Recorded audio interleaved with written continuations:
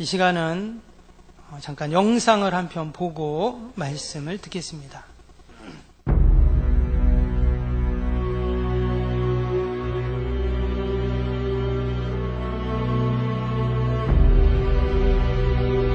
광부들이 매몰된 건 지난 8월 사고 뒤 보름 남짓 지나 기적같이 생존 소식이 전해집니다.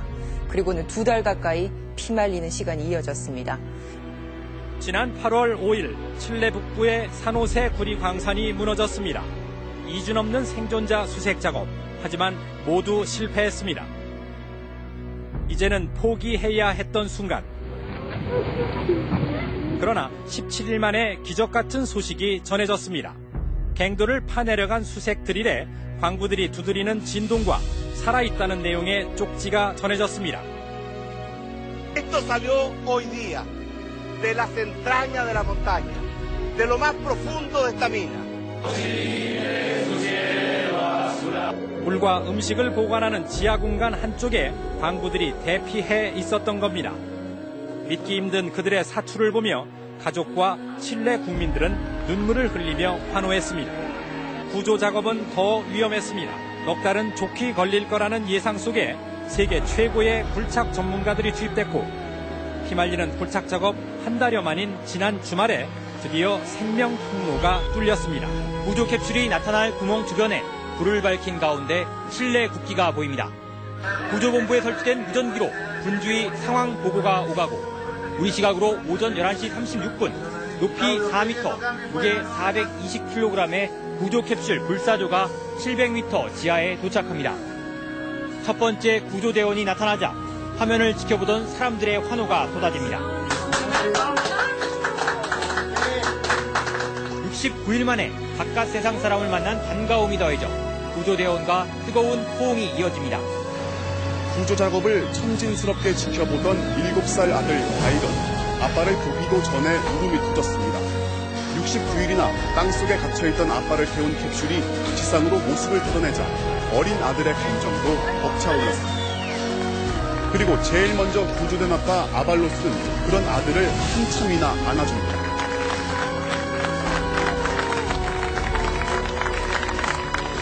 생환의 벅찬 감격을 참지 못한 한 광부는 기다리는 의료진과 들 것을 뒤로하고 현장의 동료들에게 달려가 격한 호응을 나눈 뒤 칠레 만세를 외칩니다.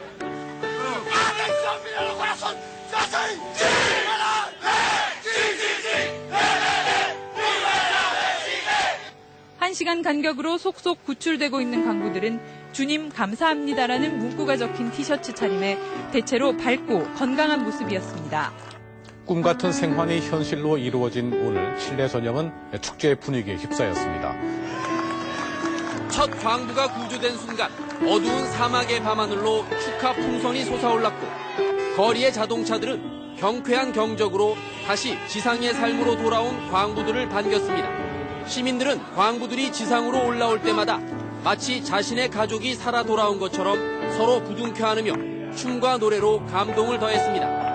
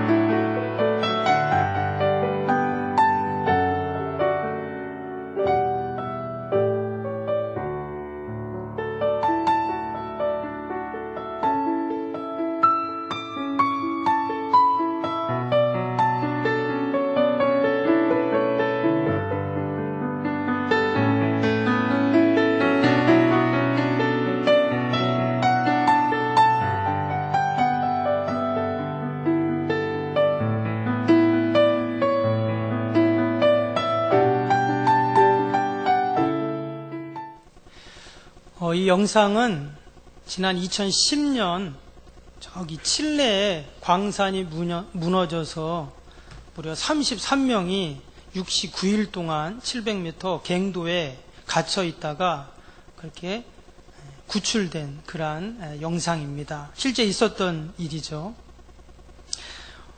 그런데 거기에 거기에 몇 명이 있었냐면 33명이 있었습니다. 그런데 거기에 호세 엘리케스라는 사람이 있었어요. 이 사람은 예수님을 믿는 사람이었습니다. 사람들은 다 같이 그 광부들이 어떻게 그 안에서 69일을 버틸 수 있었는가? 물이 충분했다. 또 감독관의 지도력이 탁월했다. 여러 나름대로의 견해를 이야기했습니다. 그런데 광부들은 뜻밖의 이야기를 나와서 했어요. 그들은 그 갱도 안에 있을 때 지옥을 경험했다는 이야기를 합니다. 하루하루 시간이 지나면서 그들은 이성을 잃었고 죽음의 공포와 사투를 벌이게 되었다고 합니다. 시간이 점점 지나면서 사람들은 평정심을 잃었고 서로의 탓을 하면서 미워하기 시작합니다. 그 안에서 질서와 예의는 다 사라지고 언제 무슨 일이 생길지 몰라 사람들은 전부 다 하나같이 곡괭이를 붙잡고 있었다고 합니다. 언제 자신을 죽일지 모르고 자신을 잡아서 인육을 먹을지 모른다는 그런 공포감이 왔다는 거예요. 근데 그 순간 호세 엔리케스라는 사람이 있었는데 이 사람이 한마디를 던집니다. 우리 같이 기도합시다. 그래서 같은 동료들은 이 호세 엔리케스의 덕분으로 함께 기도하면서 마음의 평안을 누리게 됩니다. 그러면서 서로 농담도 하게 되고 음식을 나눠 먹고 서로를 미워했던 것을 반성을 하게 됩니다. 그러면서 그들이 이야기합니다. 우리는 지금 33명이지만 한 명이 더 있다 말했어요. 그분이 누굴까요? 예수님이었어요. 그래서 그 갱도 안에는 33명이 아니라 예수님은 34번째 동료이자 우리를 구원해줄 구원자였다. 그들은 이렇게 나와서 간증을 하게 됩니다. 이 엘리케스가 그들이 힘들고 지쳐할 때 그 갱도 안에서 함께 기도하고 또 낙심한 동료들이 그에게 와서 기도 부탁을 하고 해서 그들이 결국 무려 2달하고도 열흘 가까이 그 안에서 생존할 수 있었다는 거예요. 그들은 나와가지고 다 예수님께서 우리를 이렇게 기적같이 구원해 주셨다라고 하면서 예수님을 믿기 시작하고 예배를 드리기 시작했다고 해요. 그들 가운데는 마약과 도박에 손을 댄 사람도 있고 못된 사람도 있고 별별 사람이 다 있었지만 그 안에서 그들이 예수님을 만나고 나서 그들은 다 예수님을 믿고 구원받는 영혼들이 되었다고 합니다. 이 호세 엘리케스가 나중에 이렇게 이야기를 합니다. 그의 간증인데요. 죽을지도 모른다는 두려움을 이기려면 하나님의 도우심을 구할 수밖에 없었습니다. 하나님께서는 서로를 위로하며 희망의 끈을 놓지 말라고 말씀하셨습니다. 주님께서는 우리와 함께 하신다고 말씀하셨습니다. 나는 우리가 반드시 살아서 나갈 것이라고 믿고 또 확신했습니다. 오 주님, 우리의 기도를 들어주시고 우리와 함께 감사합니다. 하나님께서 합력하여 선을 이루시는 분이심을 체험케 하시니 감사합니다. 우리의 삶의 고통과 시련과 슬픔과 눈물의 골짜기를 지날지라도 얼룩지지 않는 것은 마치 하나님께서 그 고통과 시련 가운데 우리를 보고 계시고 우리를 도와주시기 때문입니다. 이 내용은 그 여의도 순복음교회 이형원 목사님이 쓰신 감사 행복의 셈이라는 책에 나오는 그런 내용입니다. 여러분, 한 영혼이 이처럼 돌아올 때 모든 사람이 감격하는 것처럼 여러분, 우리가 주님께 돌아갈 때 하나님이 기뻐하시고 천국에서는 이러한 잔치가 일어나는 줄로 믿습니다. 오늘 함께 나눌 말씀은요, 오늘 주보 제목을 보시면 고넬료의 전도라고 이렇게 되어 있는데요. 여러분, 세상에서 가장 큰 사업이 어떤 사업일까요? 그것은 바로 영혼을 구원하는 구령 사업입니다. 전도 사업만큼 가장 큰 사업은 없습니다. 왜냐하면 한 영혼이 천하보다 귀하기 때문이죠. 구령사업의 값은 계산할 수 없는 어마어마한 사업입니다. 그래서 교회는 늘 이러한 구령사업을 하는 곳입니다. 그래서 이 금요 이 찬양 예배를 통해서 몇 주 동안 어떻게 하면 우리가 이 구령사업 전도에 열심을 다하고 전도할 수 있는가 함께 말씀을 나누려고 합니다. 우리 성도님들 중에는 영혼구원, 전도하는 것이 참 어렵다라고 생각하는 분들이 계십니다. 맞습니까? 예, 한 분 대답하셨네. 근데 한번 저를 한번 따라해 보시길 바랍니다. 전도는, 한번 해보세요. 전도는 쉽다. 쉬워도 너무 쉽다. 예, 목사님 말도 안 되는 소리 하시. 아닙니다. 다시 한번. 전도는 쉽다. 쉬워도 너무 쉽다. 예. 여러분, 전도가 왜 쉬울까요? 예. 그 원리와 방법을 알면 쉬운 것이죠. 제가 어렸을 때 아주 궁금한 것이 하나 있었습니다. 이게 뭐냐면, 어떻게 자전거가, 두발 자전거가 안 넘어지고 갈 수 있는가? 저 어렸을 때 그게 너무 궁금했어요. 여러분, 두발 자전거를 딱 세워놓으면 어떻게 돼요? 넘어지잖아요. 근데 희한하게 자전거가 갈 때는 안 넘어지는 거예요. 그래서 제가, 야, 저게 어떻게 안 넘어지지? 그리고는 제가 자전거를 딱 타봤습니다. 자전거를 딱 타봤더니, 자전거를 타고 페달을 밟는데, 이쪽으로 넘어지고, 저쪽으로 넘어지고, 자꾸 그러는 거예요. 야, 이거 어떻게 해야 되나? 봤더니, 이쪽으로 넘어지려고 하면 어떻게 돼요? 핸들을 반대로 하면 되죠. 또 이쪽으로 넘어지려고 하면 핸들을 이쪽으로 하면 되죠. 그러다 보니까 일로 넘어지면 저쪽으로 넘으면 이쪽. 계속 이렇게 하니까 자전거 앞으로 가더라고요. 아, 자전거는 일로 넘어지려고 하면 저쪽으로 핸들을 꺾고 저쪽으로 넘어지려고 하면 이쪽으로 핸들을 꺾으면 되는구나. 그 원리를 아니까 자전거가 잘 가더라고요.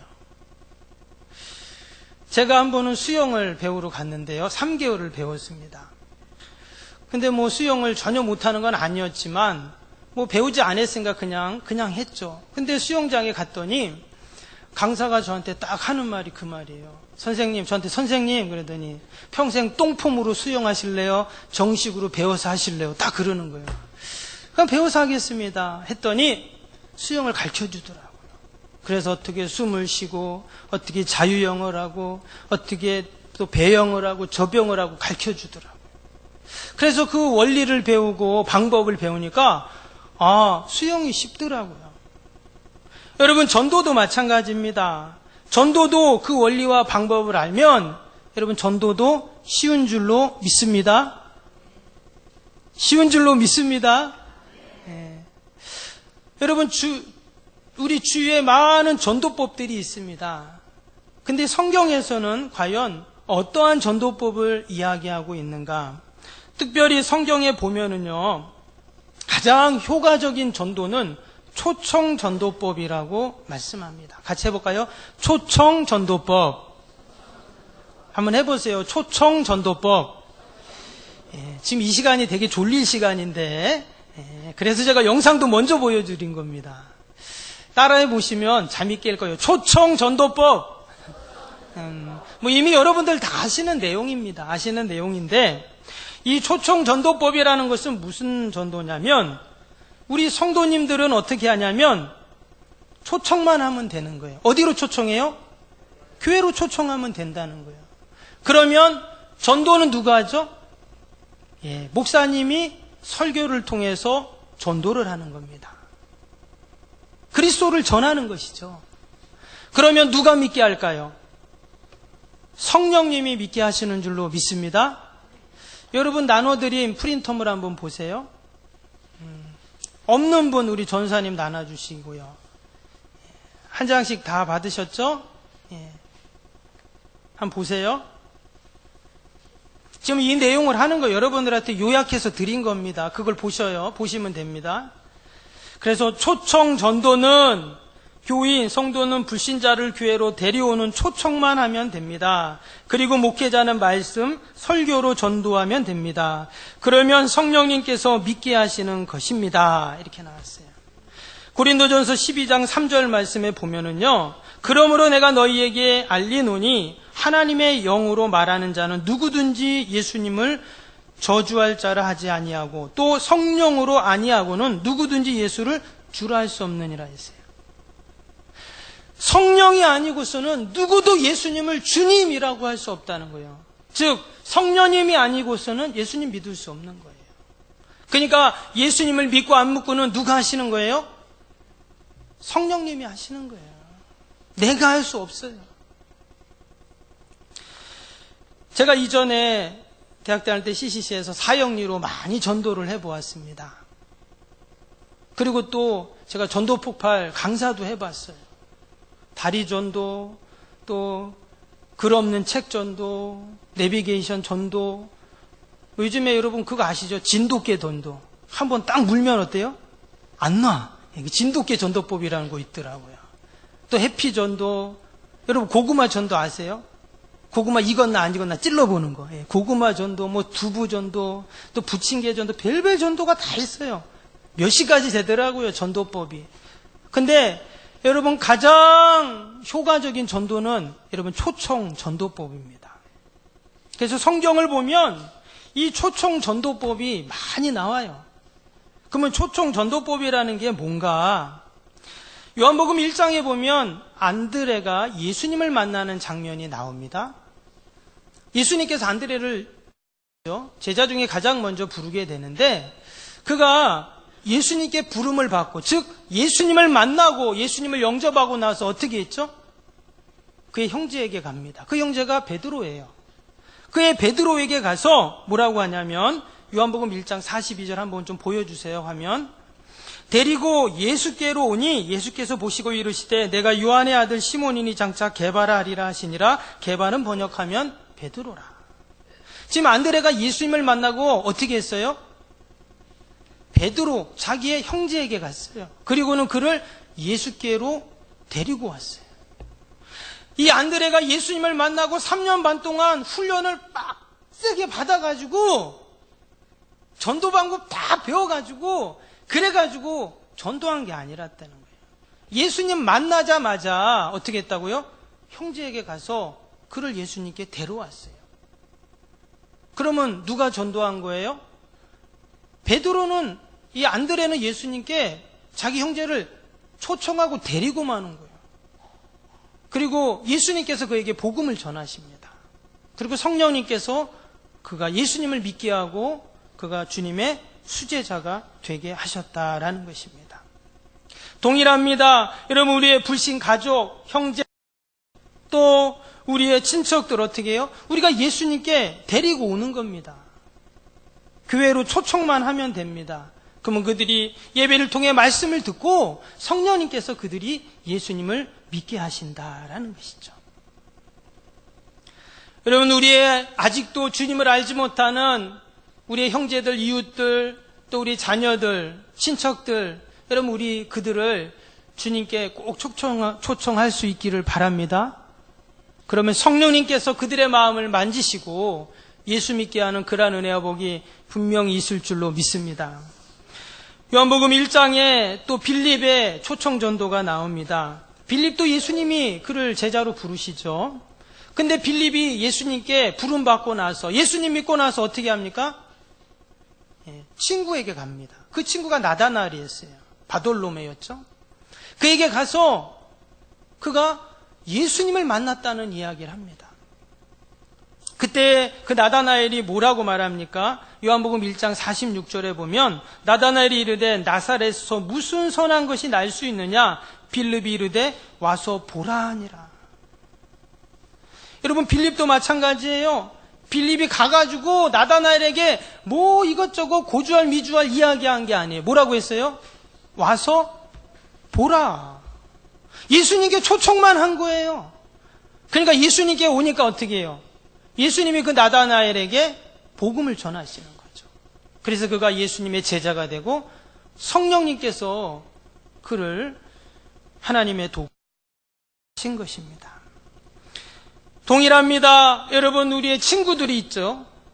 초등학교, 중학교, 아니면 대학교, 사회 친구들이 있습니다. 직장 동료들이 있습니다. 여러분, 우리가 그들에게 어떻게 해요? 고주할 미주할 복음을 전하고 성경의 내용을 쭉 이야기하지 않아도 된다는 거예요. 그들을 초청만 하는 겁니다. 누구에게 데려와요? 예수님께 데리고만 오면 되는 거예요. 교회로 그들을 초청만 하면 됩니다. 그래서 말씀을 듣게 하는 것이죠. 그러면 성령님께서 그들의 마음을 움직이셔서, 여러분, 믿고 안 믿는 것은 성령님의 역사인 줄로 믿습니다. 역사인 줄로 믿습니다. 이렇게 쳐야지 여러분 좀 아멘 하십니까? 여러분, 우리가 하나님 앞에 확신을 갖는 거예요. 목사님 초청해도 예수 믿을지 안 믿을지 그건 우리의 소관이 아니에요. 데리고만 오면 와서 봐라. 예수님을 만나니까 그들이 다 구원받는 놀라운 역사를 경험했는 줄로 믿습니다. 세 번째, 요한복음 4장에 보면 수가성 운물가 여인이 나오죠. 이 여인은 어떤 여인입니까? 지치고 사는 여인이었죠. 남편이 이전에 5이나 있었지만, 그리고 지금에 있는 남편도 자신의 남편이 아니라는 이야기를 합니다. 근데 이런 여인이 예수님을 만났어요. 예수님을 만나서 예수님과 대화하는 가운데 차츰 예수님이 메시아라는 것을 깨닫게 됩니다. 그리고는 어떻게 했어요? 양동이를 버려두고 동네에 갔어요. 동네로 가서 이렇게 외칩니다. 요한복음 4장 28절에서 30절. 여자가 물동이를 버려두고 동네로 들어가서 사람들에게 이르되 내가 행한 모든 일을 내게 말한 사람을 와서 보라. 이는 그리스도가 아니냐 하니 그들이 동네에서 나와 예수께로 오더라. 동일합니다. 여기서도 뭐라 그랬어요? 와서 보라 그랬어요. 와서 보라. 이 사마리아 여인이 동네에 가서, 사람들도 만나기 싫어했던 그런 여인이었는데 예수님을 만나니까 자신이 가서 사람들에게 내가 예수님을 메시아를 만났다고는 와서 봐라. 그러니까 동네 사람이 어떻다고요? 예수님께 왔어요. 그래서 예수님을 만나 믿는 자가 많아졌다고 뒤에 보면 말씀이 나오게 됩니다. 여러분, 동일하게 우리 주위에, 우리 동네에 아직도 예수님 믿지 않는 사람들이 있죠. 우리가 그들을 어떻게 해야 합니까? 우리가 그들에게 사랑도 베풀고 우리가 그들 위해 기도도 하고 또 좋은 관계도 갖습니다. 근데 제일 중요한 게 뭐예요? 그들을 교회로 초청하는 거예요. 그들을 주님께 나아오라 하는 거예요. 주님 앞에 왔을 때 그들이 말씀을 듣고 예수님을 영접하고 평생의 복을 누리는, 여러분, 그러한 은혜와 복이 있게 될 줄로 믿습니다. 오늘 사도행전 10장에 고넬료가 나옵니다. 고넬료는 우리가 아는 것처럼 로마의 백부장입니다. 그는 이방인이었어요. 그런데 그런 그가 하나님의 음성을 듣고 베드로를 초청합니다. 자신의 집으로 초청을 했어요. 자신의 집으로 초청을 해서 마치 전도 집회를 하는 거예요. 그런데 고넬료가 어떻게 했습니까? 고넬료가 오늘 10장 24절 다시 한번 보겠습니다. 10장 24절 보면 이튿날 가이사라에 들어가니 고넬료가 그의 친척과 가까운 친구들을 모아 기다리더니 그랬어요. 지금 고넬료와 자신의 친척과 가까운 지인들을 다 모아서 베드로를 기다리고 있었어요. 그래서 베드로가 와서 이 고넬료의 집에 와서 복음을 전하는 거예요. 예수님을 전하고 어떻게 예수님이 우리를 위해 십자가에 죽으시고 우리가 구원받게 되었는지에 대한 복음을 쫙 이야기하니까 어떤 일이 일어났습니까? 오늘 말씀해 보니까 그 사람들이 다 예수님을 믿고 방언을 말하고 세례받고 구원받았다. 오늘 그렇게 기록을 하고 있습니다. 이처럼 성경을 보면 대부분이 어때요? 초청 전도입니다. 초청하는 거예요. 교회로. 한번 가보자. 교회 한번 가보자. 한번 가서 예배 드려보자. 말씀 드려보자. 그 초청하는 거예요. 그래서 그들이 교회에 와서 우리의 불신가족, 친구, 이웃들이 교회로 와서 말씀을 듣게 되면 여러분 그들의 마음이 열리고 여러분 그들이 예수님 믿고 구원받는 은혜와 복이 분명히 있을 줄로 믿습니다. 빌립처럼 불신 친구를 초청하고 안드레처럼 불신 가족과 이웃 형제들을 초청하고 수가성 여인처럼 아직도 주님 알지 못하는 동네 이웃들을 초청하고 그들이 다 주님 앞에 나왔을 때 그들이 말씀을 듣고 예수님을 믿게 됩니다. 로마서 10장 17절에 보면 믿음은 어디서 난다고 했습니까? 들음에서 난다 했어요. 그리고 들음은 그리스도의 말씀으로 말미암는다고 했어요. 여러분, 교회 와서 말씀 듣지 않고 교회 와서 예배 드리지 않고 절대 믿음이 생길 수 없고 절대 예수님 믿을 수가 없어요. 오직 말씀을 들어야 믿음이 생기는 것입니다. 이 고넬료의 초청 전도법에 실예가 있습니다. 오늘 그 프린터 나눠드린데도 뒤에 보시면 한 권사님이 나옵니다.